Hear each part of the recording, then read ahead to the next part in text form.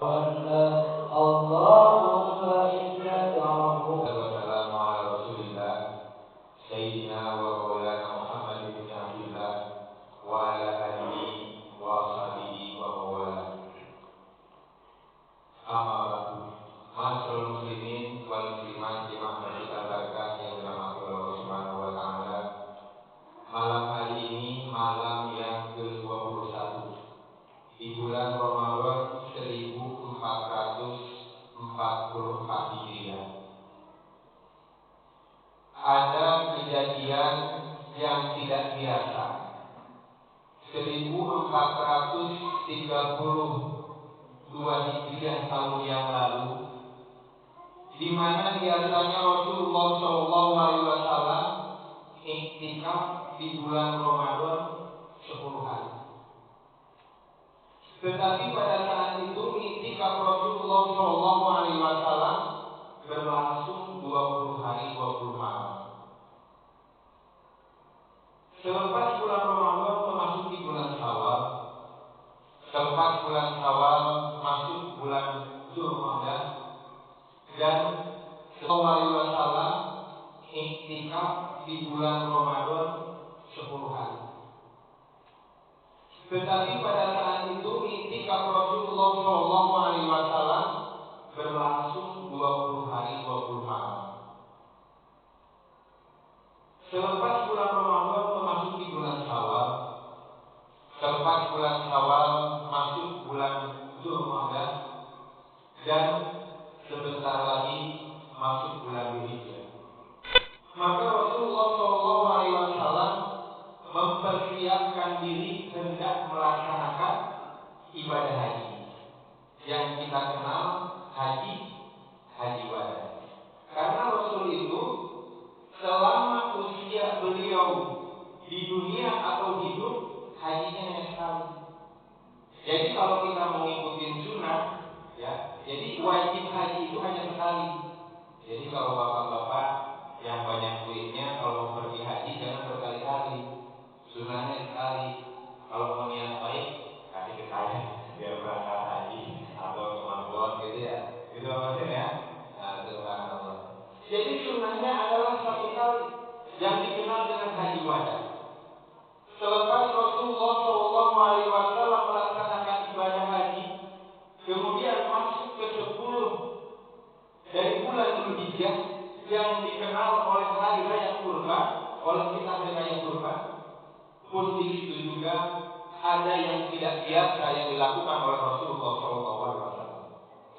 Yang biasanya Rasulullah SAW memotong 2 ekor kambing untuk berkurban. Yang pertama, Rasulullah ada yang tidak biasa yang dilakukan oleh Rasulullah SAW.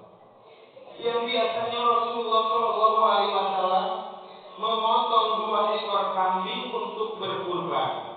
Yang pertama, Rasul berkurban untuk dirinya dan keluarganya. Allahumma taqabbal Rasul min ahlihi. Kemudian yang kedua, potongan kambing yang kedua, Rasulullah SAW meniatkan kurbannya untuk umatnya, yaitu untuk kita semua. Tetapi pada saat itu, di tahun ke-10 Hijriah, potongan kambing yang kedua, Rasulullah SAW meniatkan kurbannya untuk umatnya, yaitu untuk kita semua. Tetapi pada saat itu, di tahun ke-10 Hijriah, Rasulullah SAW memotong 100 ekor unta. Maka unta pertama dipotong oleh Rasulullah SAW.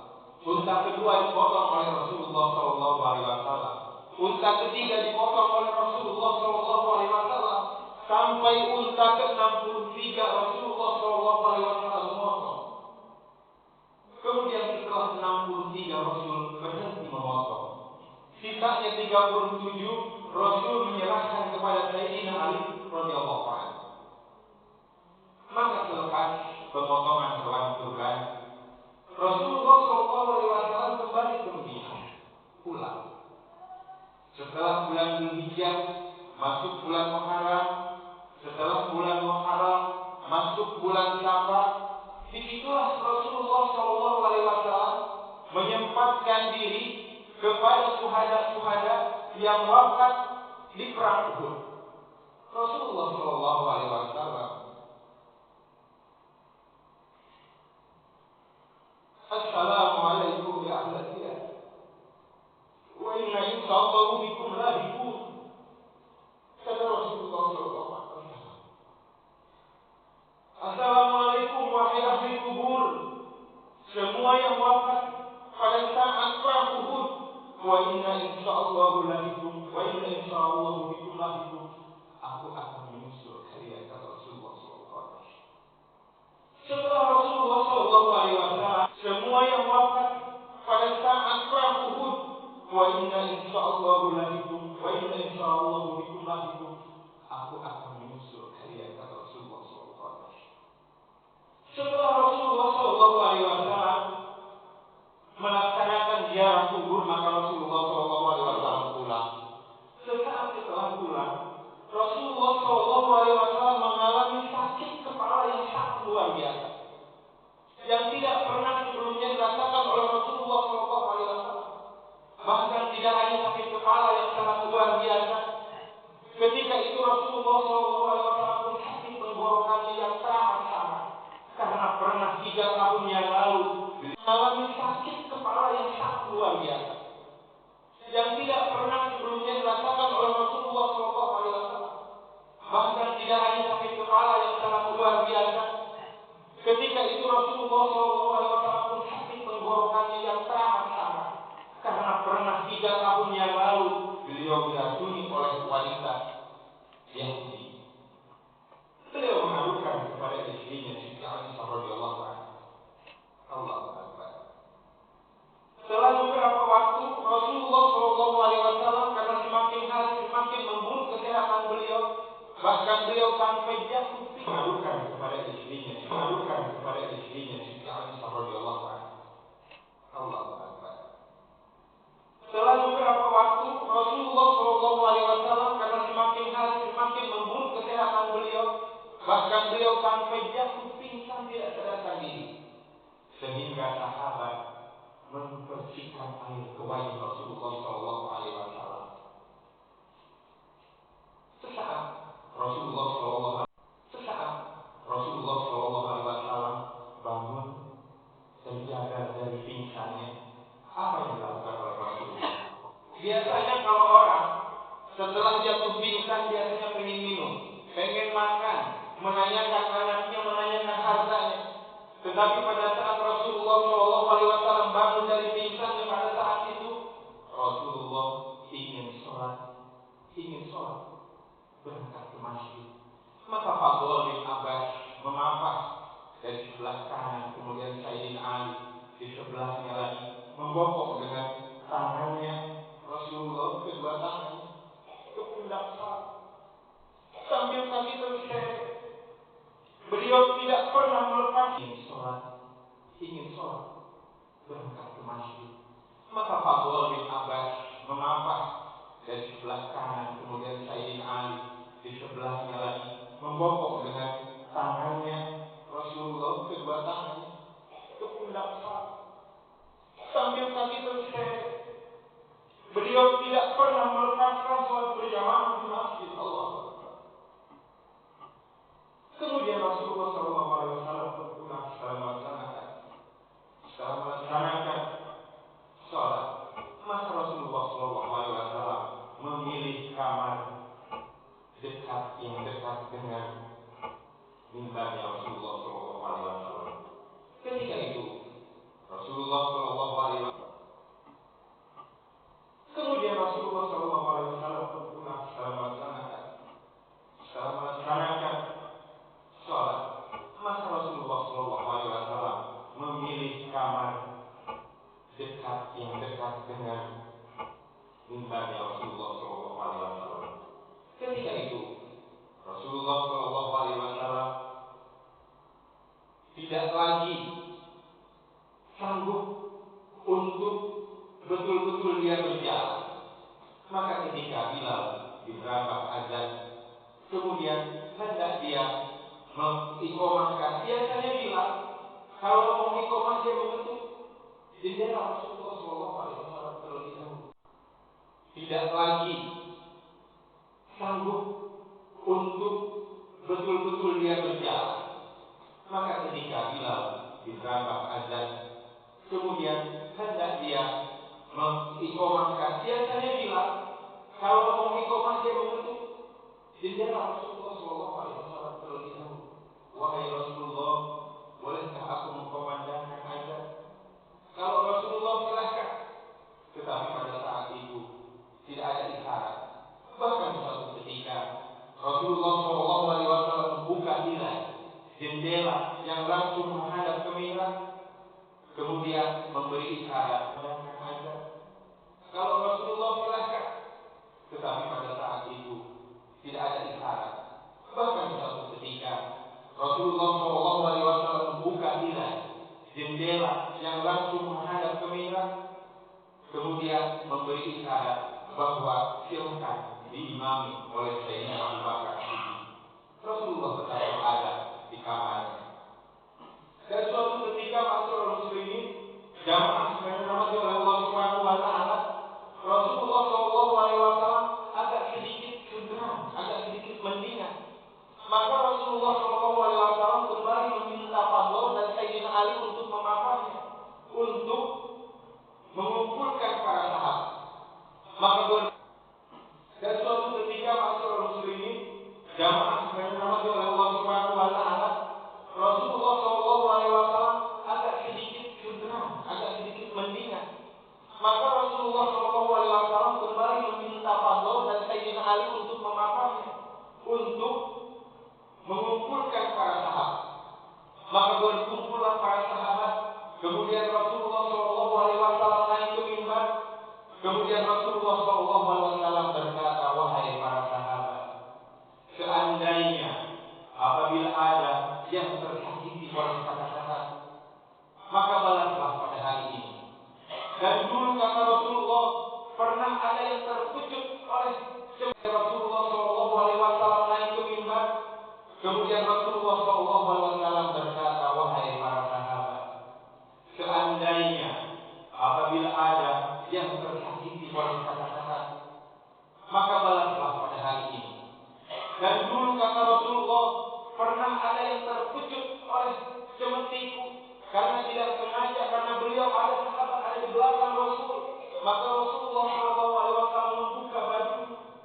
Silahkan pada saat ini balaslah, kata Rasul. Sahabat semua terdiam. Sahabat semua merasakan saat-saat berpisah dengan Rasulullah SAW tidak akan lama lagi. Kemudian Rasul pun juga menyampaikan, siapakah barang belakang Rasul? Maka Rasulullah SAW membuka bajunya. Silahkan pada saat ini balaslah, kata Rasul. Sahabat semua terdiam. Sahabat semua merasakan saat-saat berpisah dengan Rasulullah SAW tidak akan lama lagi. Kemudian Rasul pun juga menyampaikan, siapakah barangkali ada di antara kalian yang aku pinjam uangnya? Maka salah satu sahabat berdiri, wahai Rasulullah, engkau pernah meminjam uang 3 dirham. Maka Rasulullah SAW menyuruh Fadl Ibnu Abbas, ini Fadl ini adalah saudaranya. Maka Fadl, bayarkan hutangku 3 dirham Fadl. Maka Fadl membayar hutang. Inilah tandanya bahwa begitu pentingnya membayar hutang. Sampai dicontohkan pada saat Rasulullah SAW wafat, 3 dirham pun dibayar oleh Fadl yang hutang Rasulullah SAW. Maka Rasul pun kembali ke tempat peristirahatannya.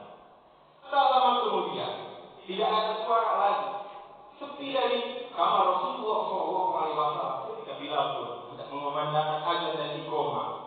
Maka dalam keheningannya datanglah Siti Fatimah Az-Zahra menemui Rasulullah SAW.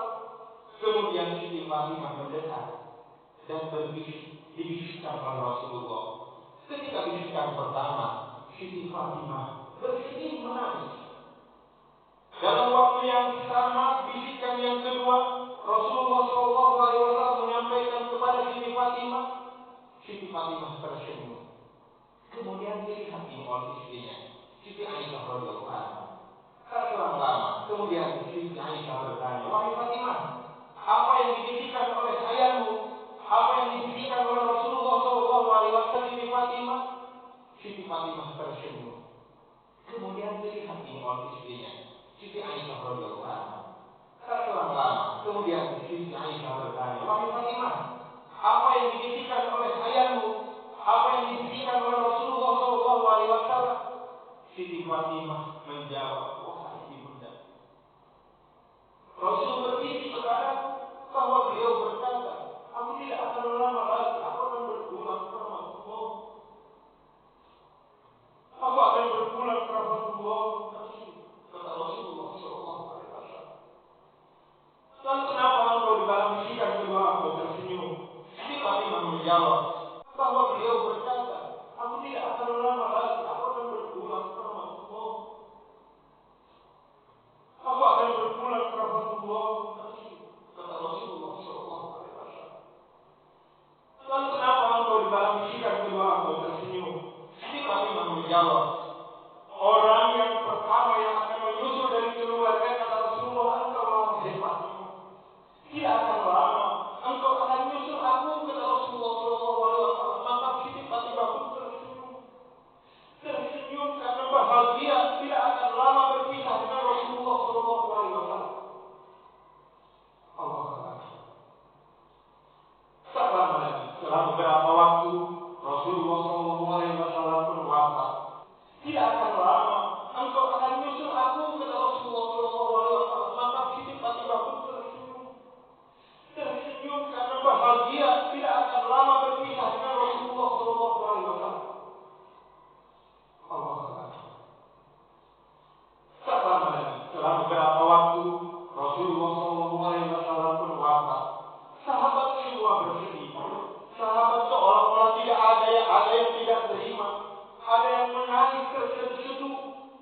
Bahkan sampailah berita ini kepada Sayyidina Umar radhiyallahu anhu.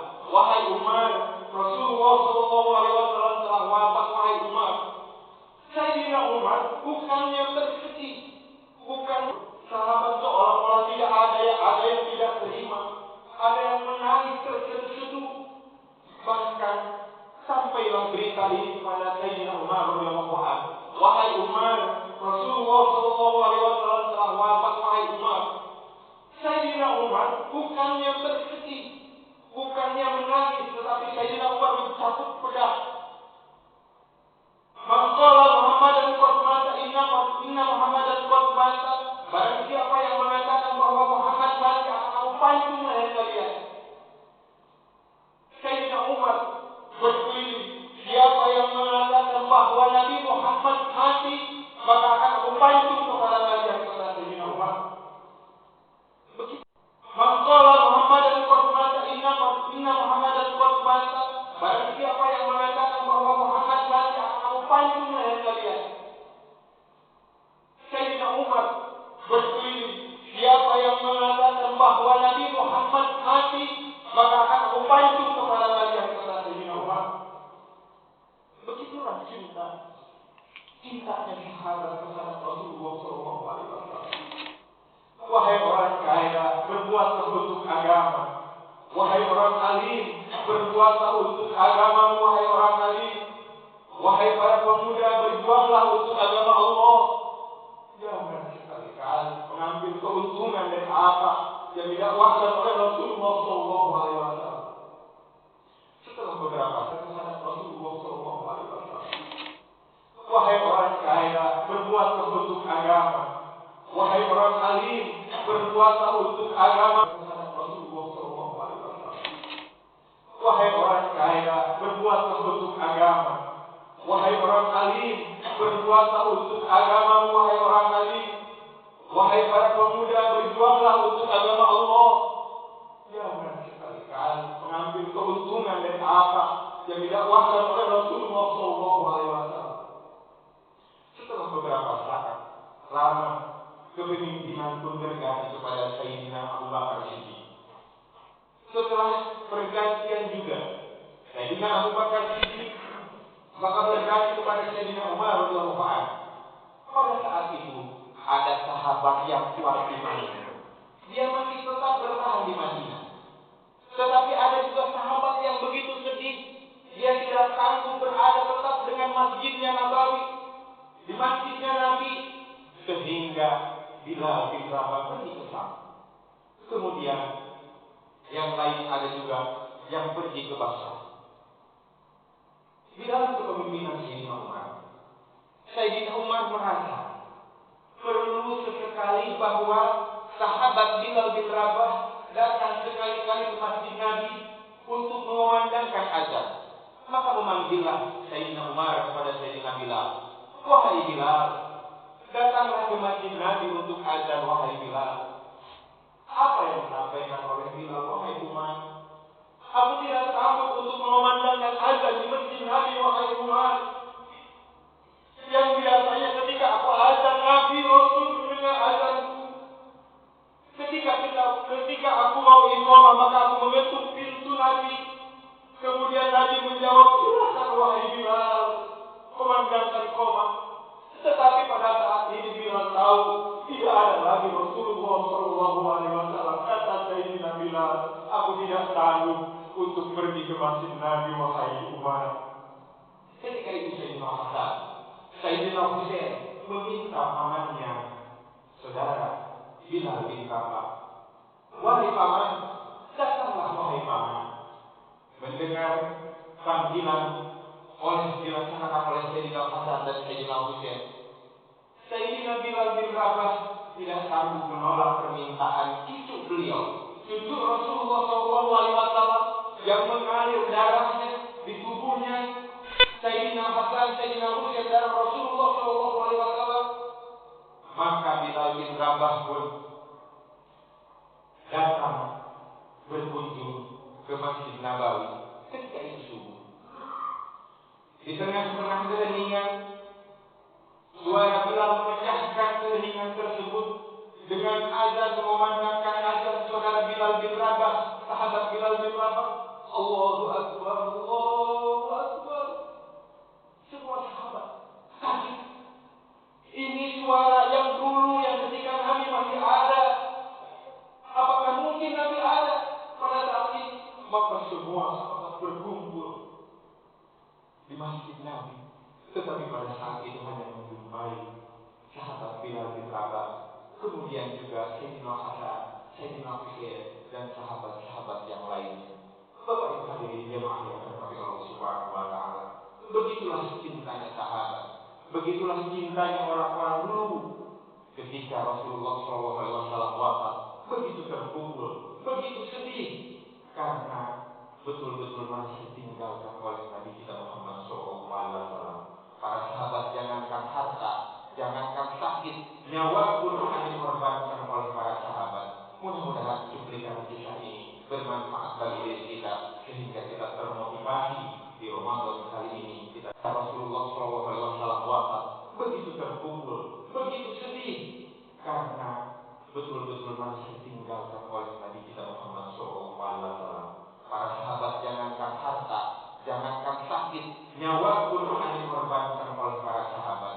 Mudah-mudahan cuplikan kisah ini bermanfaat bagi diri kita, sehingga kita termotivasi di Ramadan kali ini kita dapat i'tikaf di 10 hari terakhir. Mudah-mudahan puasa kita diterima oleh Allah Subhanahu wa taala, dosa dan kesalahan kita diampunkan oleh Allah Subhanahu wa taala. Subhanakallahumma bihamdika asyhadu an la ilaha illa anta astaghfiruka wa atubu ilaik. Waalaikumsalam warahmatullahi wabarakatuh.